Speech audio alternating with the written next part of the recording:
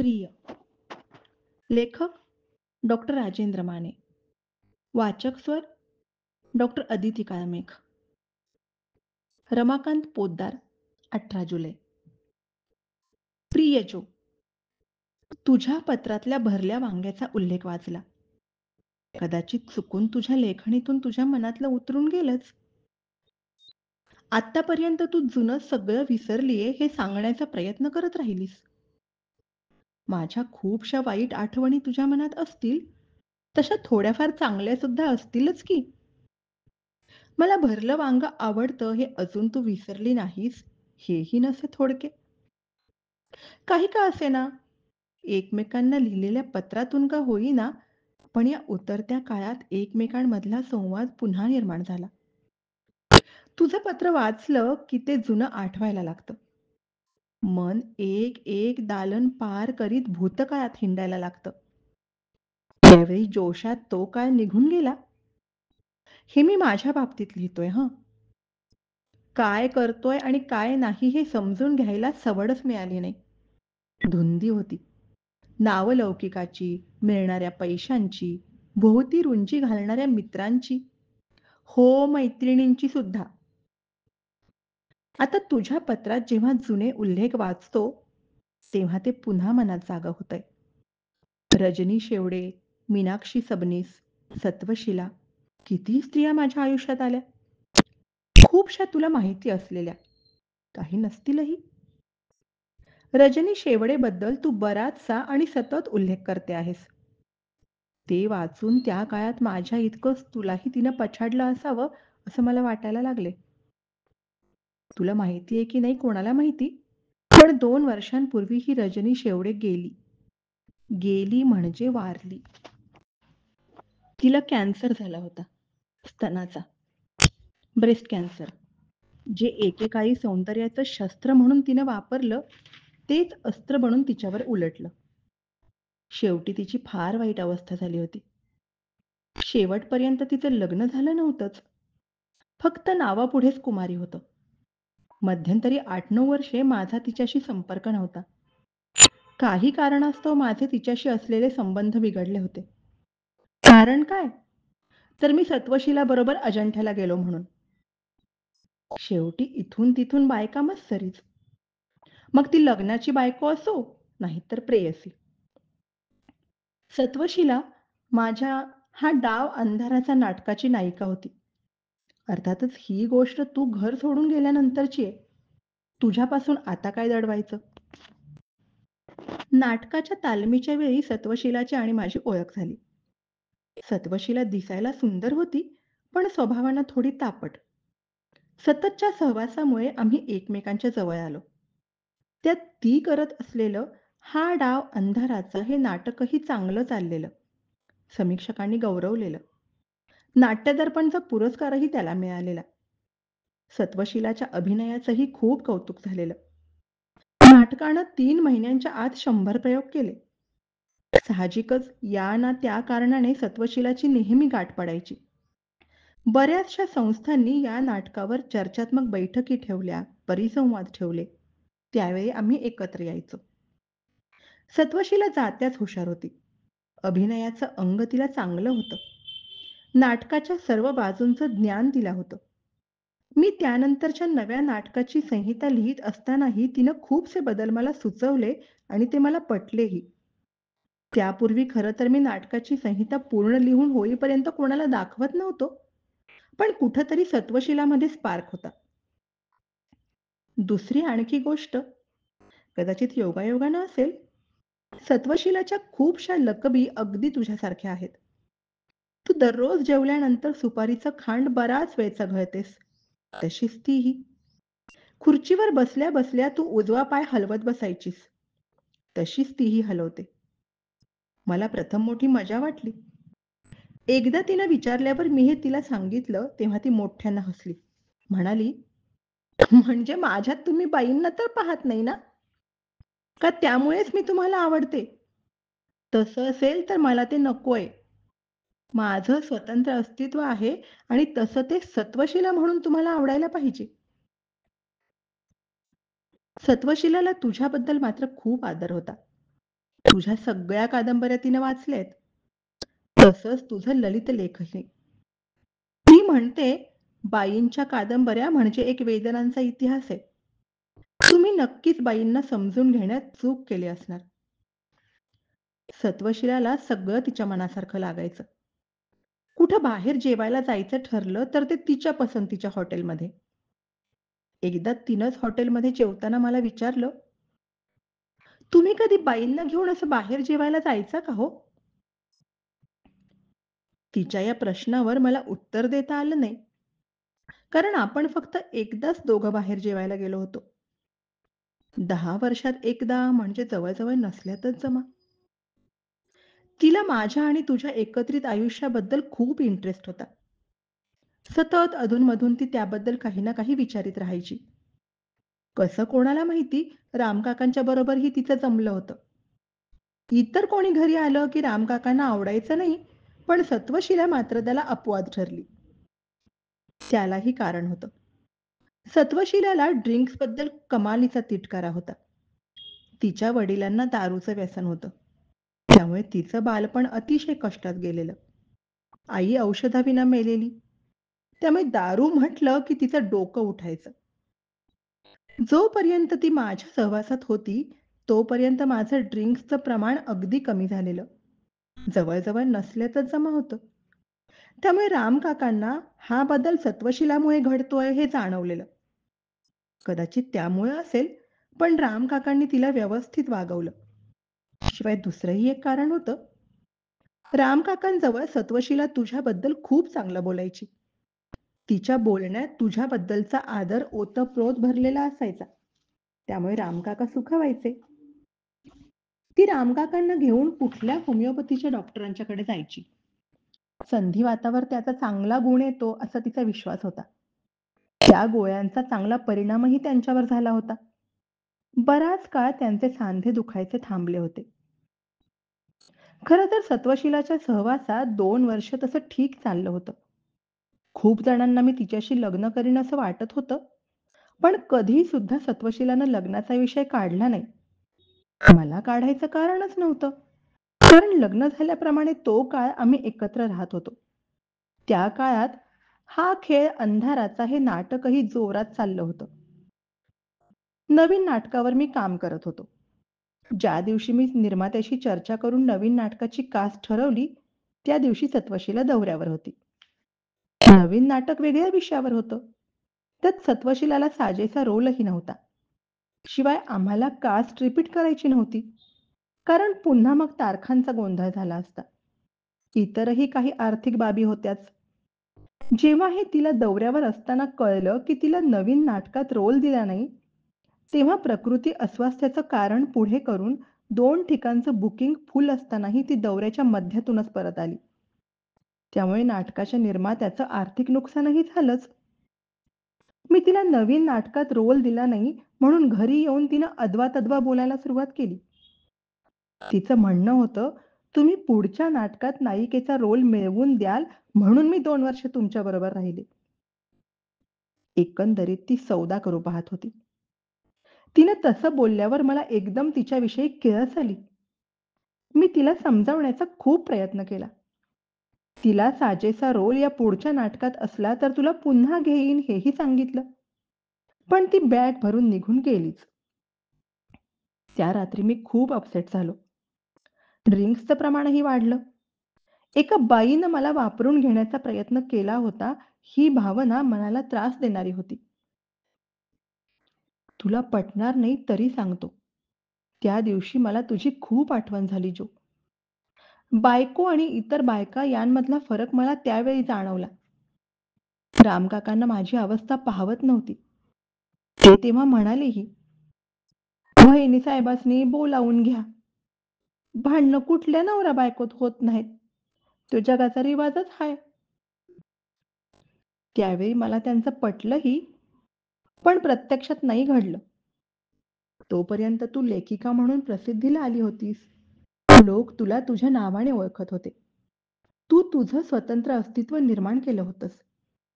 मी तडजोडीचा निर्णय तुझ्यासमोर ठेवला असता, तरी तू तयार झाली नसतीस आणि त्यात माझा अहंकार दुखावला असता. आणि त्याच वेळी शशांक आणि तुझ्याबद्दल काही गोष्टी माझ्या कानावर येत होत्या. आलेली वेळ माझ्या अहंकारानं आणि तुझ्याबद्दल कानी पडलेल्या अफवांनी टळून गेली. शेवटी काही योग असतात ताटातुटीचे आणि एकत्र येण्याचेही. ते नव्हते म्हणायचे. अरे हो, मी रजनी शेवडेबरोबर लिहीत होतो आणि ओघातच सत्वशिलेबद्दल सांगून टाकलं. तर या रजनी शेवडेचं माझ्या सत्वशिलेबरोबर असलेल्या संबंधांवरून बिनसलं. त्यानंतर तिचं पत्र आलं ते ती आजारी पडल्यावरच. मधली काही वर्षे आमच्यात पत्रव्यवहार सुद्धा नव्हता. तिच्या पत्रात तिनं तिला कॅन्सर झाल्याचा उल्लेख केला होता. मी तिला तिनं दिलेल्या पत्र्यावर पाहायला गेलो. मी तिनं दिलेल्या पत्त्यावर तिला पाहायला गेलो. अतिशय कृश, गाल आत गेलेले, डोळे खोल, नाक उभारीनं वर आलेलं. पूर्वीची रजनी शेवळे नावालाही शिल्लक उरली नव्हती.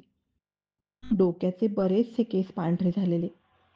त्यामुळे तिचंही वय झालेलं जाणवत होतं.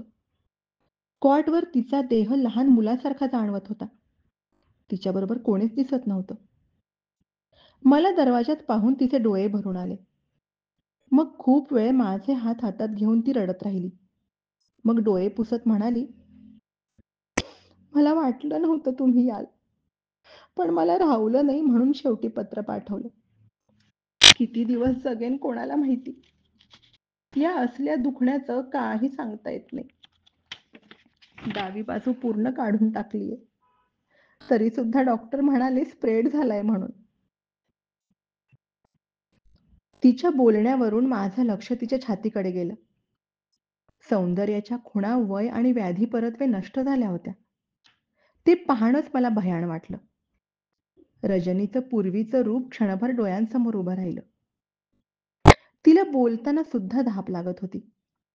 खूप वेळ ती नुसती माझा हात हातात घेऊन बसून होती. मध्येच तिनं विचारलं, "रमाकांत, तुमचं माझ्यावर प्रेम आहे का?" खरंच जो, त्यावेळी मला काहीच उत्तर देता आलं नाही. प्रेम म्हणजे नक्की काय असतं? वसुंधरेवर केलं, तुझ्यावर केलं, रजनी, सत्वशीला, याला प्रेमच म्हणायचं का? या सर्वांमध्ये वासना किती? प्रेम आणि वासना यातली सीमारेषा कोणती? जर रजनी शेवडे बरोबरचे 10 वर्षांपूर्वीचे संबंध म्हणजे फक्त शारीरिक आकर्षण म्हटलं, तर मग आज मी असं तिच्याकडे का आलो? तिच्या यातना पाहून माझं मन का हेलावलं? आता तर मी रजनीकडे कोणत्याच शारीरिक आसक्तीच्या लोभाने आलो नव्हतो. म्हणजे मनाच्या कोणत्यातरी कोपऱ्यात मी तिच्यावर केलेलं प्रेम शाबूत होतं. तिच्यावर मी प्रेम करत होतो. पण पटकन तिच्या प्रश्नावर मला काही उत्तर देता आलं नाही. ती मी काही म्हणेन किंवा होच म्हणेन म्हणून अपेक्षेने माझ्याकडे पाहत राहिली. मी त्यावेळी हो म्हणायला पाहिजे होतं. निदान तेवढ्या शब्दाने ती आयुष्याच्या अखेरच्या काळात तरी सुख पावली असती. येताना मी तिच्या कपाळावर ओठ टेकवले. तिनं डोळे मिटून घेतले होते आणि अश्रूंच्या धारा लागल्या होत्या. या स्पर्शात फक्त प्रेमच होतं. मी परतायला निघालो तेव्हा ती म्हणाली,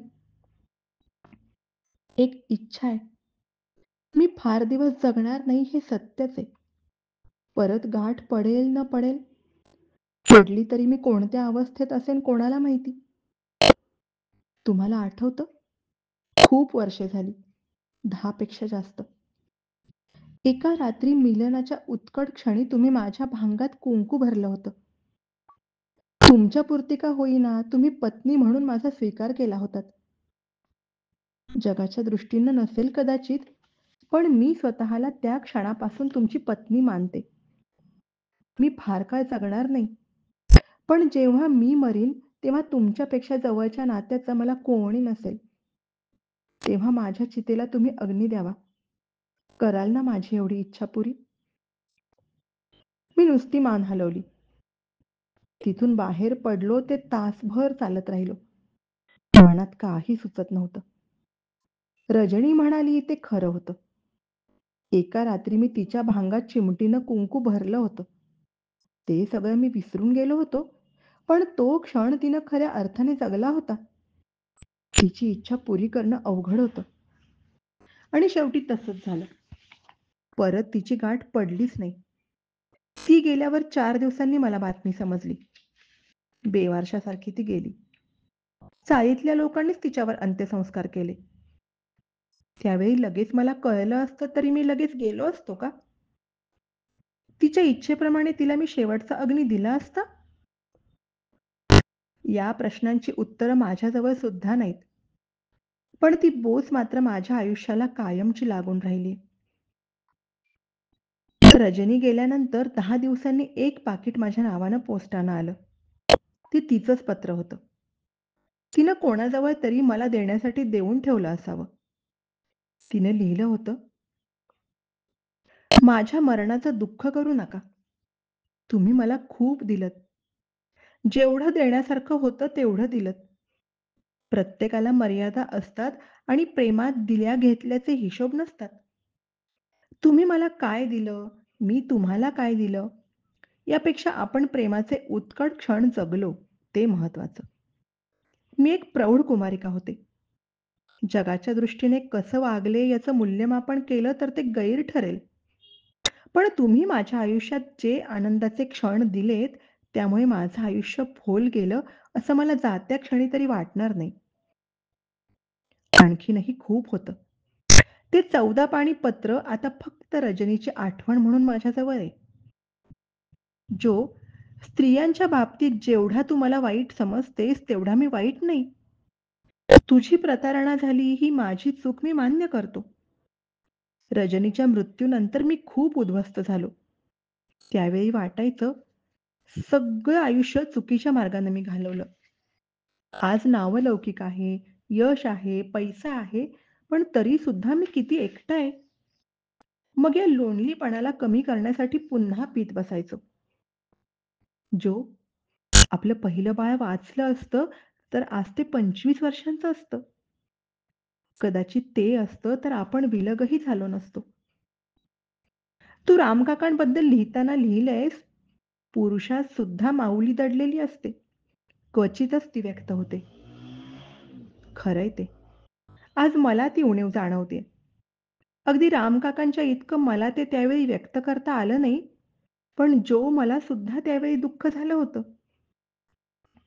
आपलं बाळ जगलं असतं, तर आता आणखी 2-3 वर्षात घरात सून आली असती.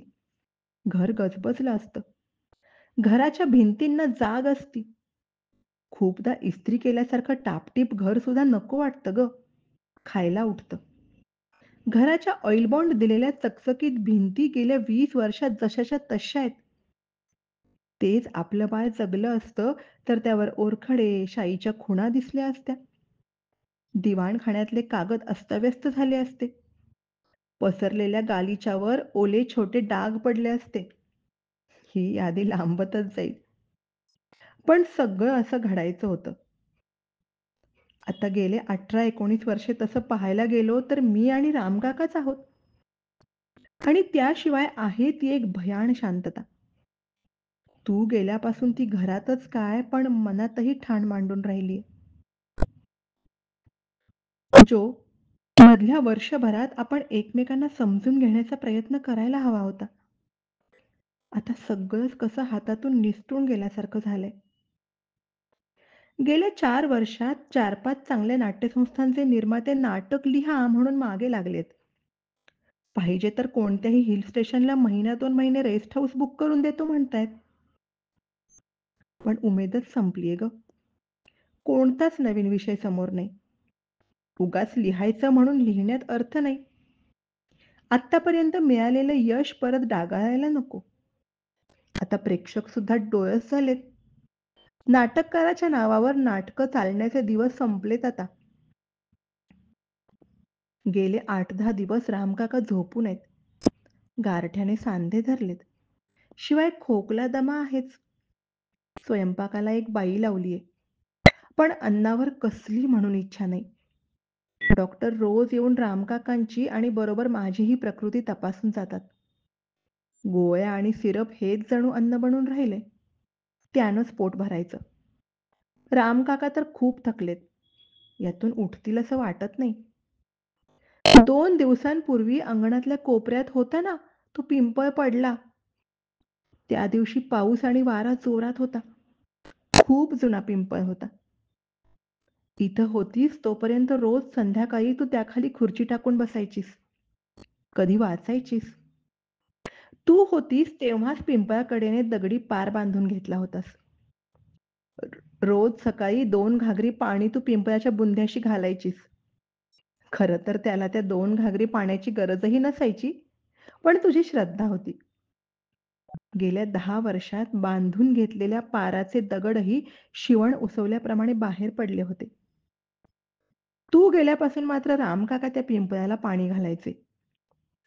त्यांनी घातलेले पाणी निघालेल्या दगडांच्या खाचांमधून वाहून अंगणात साचायचं. जणू हल्ली त्या पिंपळानं पाणी घ्यायचं बंद केलं होतं. संध्याकाळी मी जेव्हा दरवाजात उभा राहायचो, तेव्हा त्या पिंपळाखाली तू आरामखुर्चीत बसून वाचत आहेस असं वाटायचं. तो भास असायचा हे नंतर कळायचं, पण तो भास सुद्धा 2 क्षण मनाला सुख द्यायचा.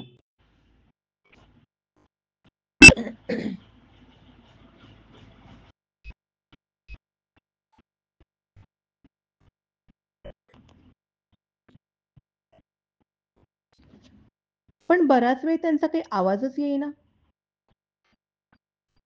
मी एकटक पाहत होतो, पण तरीही काही आवाज नाही. मग मात्र भीती वाटायला लागली. मला काही त्रास झाला तर निदान रामकाका तरी जवळ पाहिजे होते. शेवटी न राहवून मी त्यांना हाक मारली. त्याने त्यांची झोपमोड झाली, पण त्यांनी ओ दिल्यानं बरं वाटलं. पण तो पिंपळ पडल्यापासून ही नवी भीती मात्र मनात निर्माण झालीये. जीवनाच्या बेभरवशीपणाची.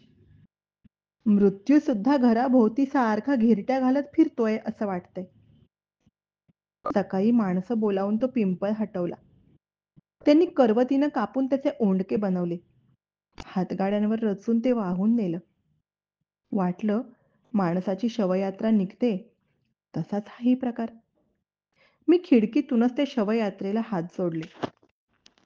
आता अंगण अगदी भकास दिसते. तसंच भयानही. अगोदर त्या पिंपळामुळे अंगणाला जाग असायची. त्यावरची पानं सळसळायची. वाऱ्याचा शेळ घातल्यासारखा आवाज यायचा. चिमण्यांचा चिवचिवाट असायचा. आता काही उरलं नाही. खूण म्हणून तो जिथं उभा होता तिथली भुसभुसलेली माती शिल्लक आहे. कोसळलेल्या पाराचे दगड अस्ताव्यस्त पडलेत. थोड्या दिवसांनी तेही उरणार नाहीत. आणि पिंपळाखाली खुर्चीत काहीतरी वाचत बसलेल्या जोचा भासही उरणार नाही. कारण आता पिंपळच उरला नाही. जो जो जन्मला त्याला मृत्यू निश्चित आहे. पण अशा एकाकी भयाण मृत्यूची भीती वाटते. आजूबाजूला कोणी नसताना अचानक मृत्यू झडप घालील म्हणूनही. रामकाका आणि मी दोघेही सावध आहोत असं वाटतं. वास्तविक आता फारसं काय उरलंय? तरीही वाटतं जो तू एकदा भेटावीस. दोघेही सगळं विसरूया. आयुष्यातला कडवटपणा आता उतरतीच्या पर्वात संपवूया. तुझा रमाकांत.